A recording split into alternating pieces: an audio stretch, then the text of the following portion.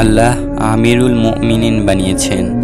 ইসলামের দ্বিতীয় খলিফা হযরত উমর রাদিয়াল্লাহু এর খিলাফতকালে একবার তিনি সৈন্যদের নিয়ে মক্কা মুকাররমায় এক পাহাড়ে আরোহণ করলেন। তখন ছিল দুপুরবেলা, রোদের প্রচণ্ড তাপ। তিনি এক জায়গায় থেমে গেলেন। পাহাড়ের নিচে উপত্যকার দিকে তাকিয়ে দেখলেন সৈন্যরাও তার সাথে দাঁড়িয়ে গেল।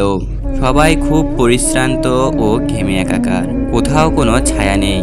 গরমের তীব্রতা থেকে বাঁচার জন্য কোনো উপায়ও নেই।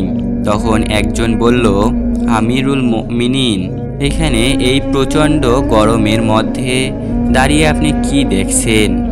তখন হযরত উমর রাদিয়াল্লাহু বললেন, আমি নিচের ওই উপত্যকাটি দেখছি, যেখানে ইসলাম গ্রহণের আগে আমি উট চড়াতে আসতাম। ছোটকালে উট চড়াতে পারতাম না বলে আমার উট না খেয়েই ঘরে ফিরে যেত। আমার বাবা খাত্তাব আমার সাথে রাগ করতেন, অনেক বকাঝকা করতেন। বাবা বলতেন, তুমি জীবনে কি করবে? উট চড়ানোর মতো সহজ কাজও করতে না পারলে। আজ এখানে দাঁড়িয়ে বাবার সেই সময়ের কথা মনে পড়ছে, যখন আমি উট চড়াতে পারতাম না। আর সেই উমর ইসলাম ও কুরআনের সান্নিধ্যে আসার কারণে পরম করুণাময় আল্লাহ তাআলা তাকে আমিরুল মুমিনিন বানিয়েছেন।